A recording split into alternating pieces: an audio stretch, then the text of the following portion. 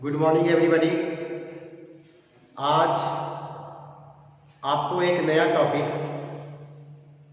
जो पेपर जो है C4 के अंतर्गत आता है, जिसमें टॉपिक का नाम है होम लैंग्वेज। होम लैंग्वेज घर की भाषा और उसी में आता है स्कूल लैंग्वेज यानी विद्यालय भाषा, यानी घर की भाषा और विद्यालय भाषा पर आज हम चर्चा करेंगे। घर की भाषा और विद्यालय भाषा ये दोनों में क्या अंतर है, दोनों का क्या महत्व है, हम इस टॉपिक पर जानेंगे। उससे पहले आप सब लोगों को मैंने पिछले वीडियो में बताया है कि जो भी चीज़ें नहीं समझ में आ रही है आप हमें बतलाएं, कमेंट्स करें, आपके समस्याओं का हल जो है वो हो जाएगा। कुछ विद्यार्थियों ने कमेंट्स किया है ना, और जितना अधिक से अधिक हो आप उन वीडियो को देखें, समझें, जानें, है ना। तो आज का टॉपिक क्या है आपका? होम लैंग्वेज, है ना, घर की भाषा। तो घर की भाषा जानने से पहले हम लोग जान लें कि व्यक्ति जिस माध्यम से अपने विचारों और भावनाओं को व्यक्त करता है उसे भाषा कहा जाता है। इसके बारे में मैं चर्चा कर चुका हूँ। यानी व्यक्ति जिस माध्यम से अपने विचारों और भावनाओं को व्यक्त करता है उसको क्या कहा जाता है? भाषा कहा जाता है। यह एक ऐसा माध्यम है जो समाज या राष्ट्र के रंगमंच पर होने वाले भिन्न भिन्न क्रियाकलापों, घटनाओं आदि से परिचय कराती है। यानी भाषा जो है वो एक ऐसा माध्यम है जो कि हमें संसार में हो रहे जितने भी घटनाएं हैं, जितनी भी सूचनाएं हैं या जो खोज हो रहा है वो उससे हमें परिचय कराती है। इसके द्वारा सब और असब की पहचान होती है। यानी भाषा के द्वारा कौन सब है, कौन असब है, इसकी पहचान होती है। इतिहास हो, भूगोल हो, विज्ञान हो, अर्थशास्त्र हो, आदि कोई भी विषय क्यों ना हो, भाषा के बिना उसे व्यक्त करना या स्पष्ट करना संभव नहीं है।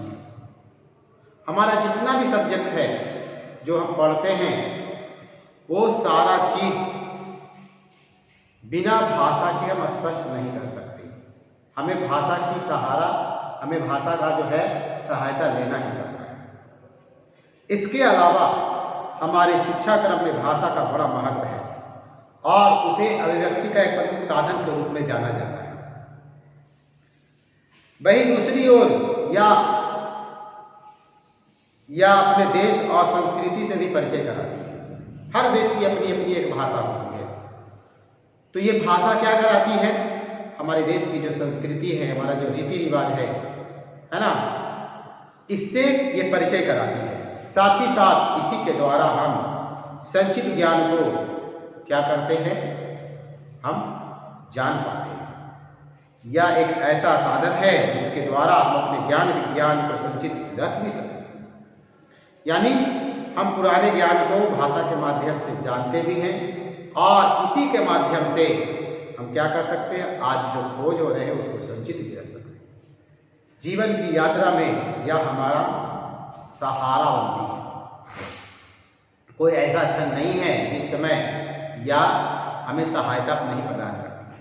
यानी भाषा जो है हर क्षण, हर पल ये हमें सहायता प्रदान करती है। तो होम लैंग्वेज जानने से पहले मैंने कुछ आपको बताया कि भाषा के बारे में, उसके परिचय के बारे में।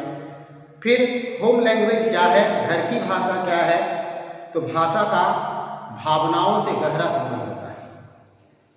बालक जो है अपने माता पिता के, है ना, अपने आसपास से क्या करता है? भाषा को सीखता है। बालक माता के, जब बच्चा छोटा होता है, बहुत नवजात होता है, तो माँ के दूध के साथ साथ, है ना, जैसे जैसे पीता है वैसे वैसे वो घर की भाषा को सीखता जाता है। यानी कहने का मतलब है माता के दूध के साथ साथ घर की भाषा को वो सीखता जाता है। इसका प्रयोग उसके माता पिता, भाई बहन, दादा दादी आदि भी करते हैं। यानी भाषा का प्रयोग सारे उसके मेंबर करते हैं। वही भाषा बालक भी सीखता जाता है। बालक अपने माता पिता से स्नेह करता है और माता पिता भी उससे क्या करते हैं? लाड़ प्यार से उसको पालते पोसते हैं। कहने का मतलब है कि बच्चा जो है अपने माता पिता से, दादा दादी से, भाई बहन से क्या करता है, भाषा को सीखता है। यानी जो भाषा उसके परिजन उपयोग में लाते हैं उसी भाषा को वो क्या करता है, सीखता जाता है। माता पिता उसे बड़े स्नेह से, बड़े प्यार से उसको क्या करते हैं, उसे पालते पोसते हैं। बच्चा भी क्या करता है, अपने माता पिता से स्नेह करता है।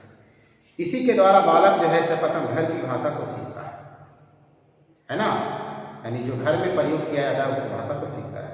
घर की भाषा के साथ साथ उसका संबंध धीरे धीरे इतना गहरा हो जाता है कि वह जो कुछ भी सोचता है वो घर की भाषा में ही सोचता है। बाद में या कालांतर में दूसरी भाषाओं को वो प्रयोग करता है।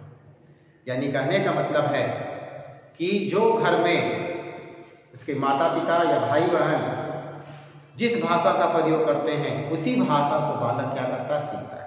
अगर हम हिंदी भाषा का प्रयोग करते हैं तो वो हिंदी को सीखता है। अगर हम उर्दू का प्रयोग करते हैं तो वो उर्दू को सीखता है। अगर हम अंग्रेजी भाषा का प्रयोग करते हैं तो बच्चा अंग्रेजी भाषा को सीखता है। कहने का मतलब है कि घर की भाषा के साथ उसका संबंध बहुत गहरा हो जाता है।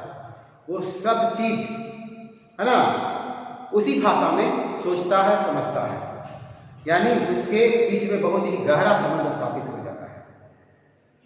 बाद में या कालांतर में वह दूसरी भाषाओं को क्या करता है, सीखता है।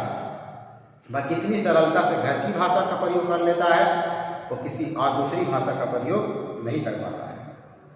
जब वह बड़ा होता है, प्रौढ़ अवस्था आती है, तो भी वह घर की भाषा से उसका संबंध टूटता नहीं।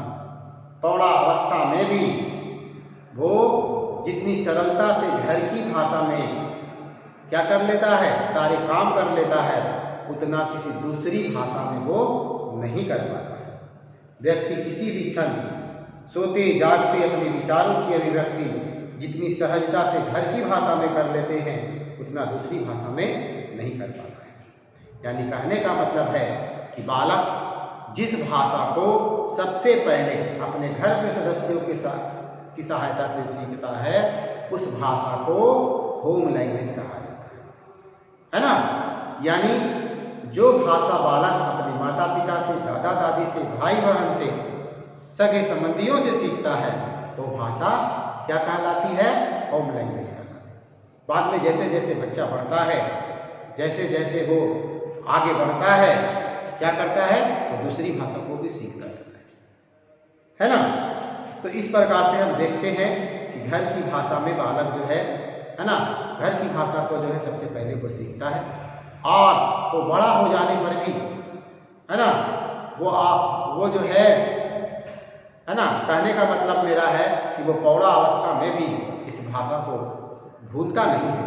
अगर वो दूसरी भाषा को जान भी लेता है, सीख भी लेता है, तो जितनी सरलता से अपने होम लैंग्वेज में क्या कर लेता है, अपनी भाषा के माध्यम है ना, अपने भाषा को सीख लेता है अपने या फिर होम लैंग्वेज के माध्यम से जितना आसानी से सरलता से वो काम कर लेता है, किसी दूसरी भाषा में वो नहीं कर पाता है।